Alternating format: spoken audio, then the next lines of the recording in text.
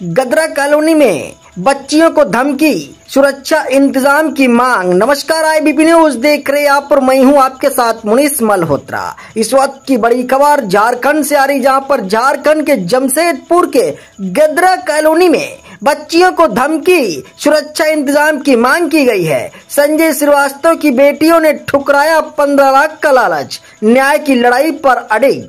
आपको बता दें, ये बड़ी और अहम खबर IBP न्यूज आपको दिखा रहा झारखंड के जमशेदपुर से, जहां पर जमशेदपुर के गदरा ड्राइवर कॉलोनी स्थित संजय श्रीवास्तव के घर पर उनकी बेटियों और माता से मिलने पहुंचे समाज के लोग बेहद व्यथित नजर आए। बेटियों ने जो हालत बताए वे न सिर्फ संवेदनशील बल्कि न्याय व्यवस्था और सुरक्षा तंत्र के लिए चुनौतीपूर्ण है। संजय श्रीवास्तव की चारों बेटियों ने बताया कि जब समाज के लोग उपायुक्त से मिलने उनके कार्यालय गए थे, तब सभी ने बच्चियों की सुरक्षा को लेकर विशेष इंतजाम करने की मांग की थी। उपायुक्त और वरिष्ठ पुलिस अधीक्षक महोदय को इस संबंध में अवगत भी कराया था।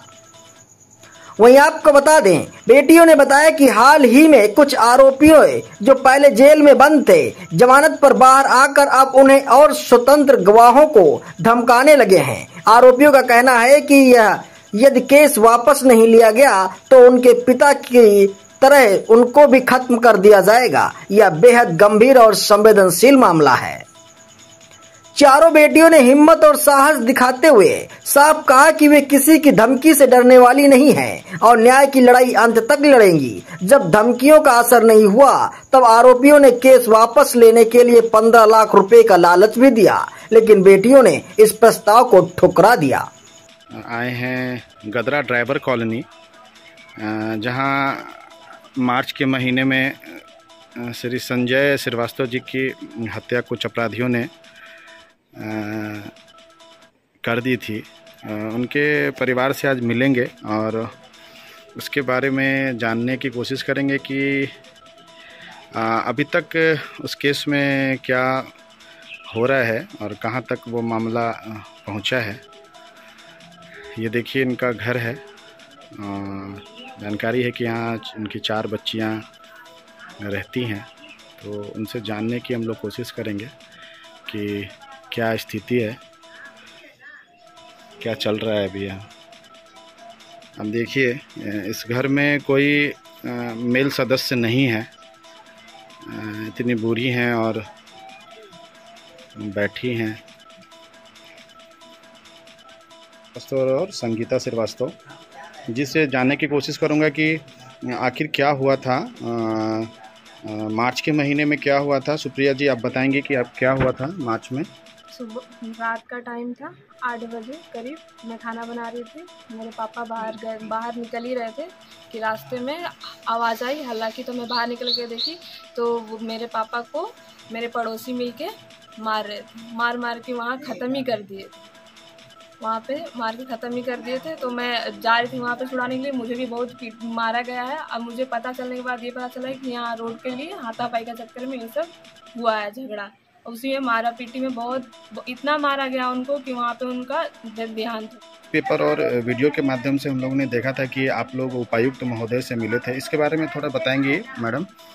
इस घटना के बाद हम लोग पूरी तरह से टूट चुके थे, डर गए थे। फिर हम लोग के समाज के कास्ट समाज करके हम लोग ने अस्कार समाज के ना पत्र और पेपर और वीडियो के माध्यम से न्यूज़ में हमने देखा था कि आप लोग ना DC साहब के कार्यालय गए थे। तो आखिर वहाँ जाने क्यों गए थे और वहाँ क्या हुआ था उसके बारे में।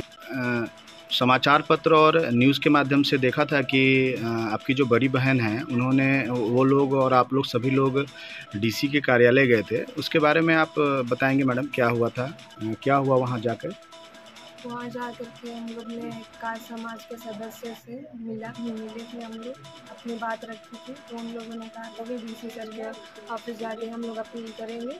तो हम लोग उनके साथ मिल कर के वहाँ गए थे अपील देने के लिए। अपनी बात रखी DC सर से, SP सर से हम लोग ने वहाँ पर बात रखी। और बात रखने के बाद हम लोग को फिर वहाँ से बोला गया कि ठीक है हम लोग करते हैं, देखते हैं। अभी मुख्य आरोपी वो सभी लोग पकड़ाए नहीं है, तो वो लोग बोले हैं ठीक है हम लोग करते हैं, देखते हैं।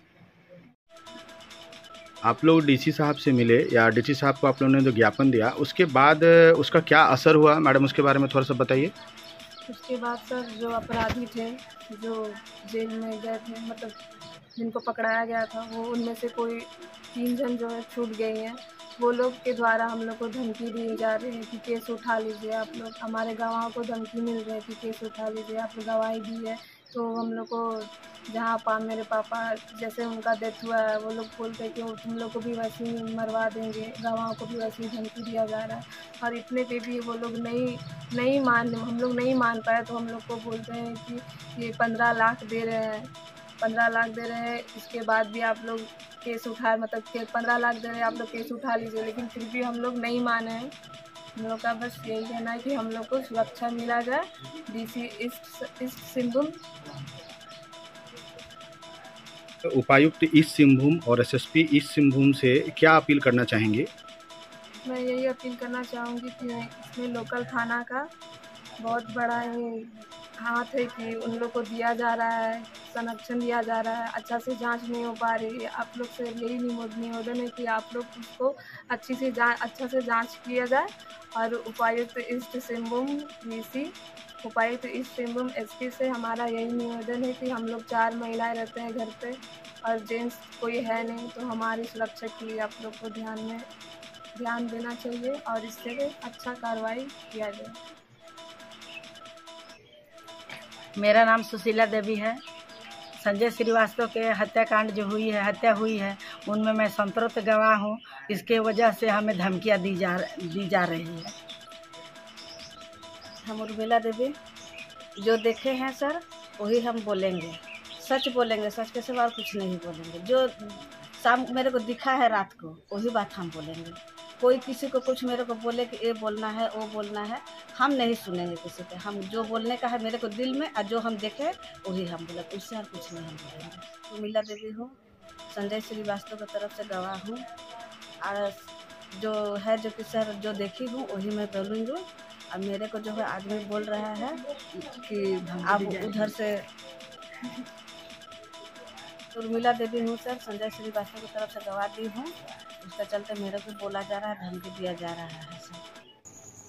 वहीं आपको बता दें ये बड़ी खबर इसलिए कि जब वो बेटियों ने कहा कि उनके पिता की मौत का बदला चंद पैसों से नहीं चुकाया जा सकता, वे चाहती हैं कि दोषियों को कड़ी से कड़ी सजा न्यायालय के माध्यम से दी जाए। बेटियों ने बताया कि आरोपियों अब उन्हें गवाहों को फर्जी मामले में फंसाने की धमकी दी जा रही है। यह स्थिति उनके जीवन और भविष्य के लिए खतरनाक हो सकती है। IBP न्यूज के लिए ब्यूरो रिपोर्ट ब्रजराज सिंह, जमशेदपुर, झारखंड।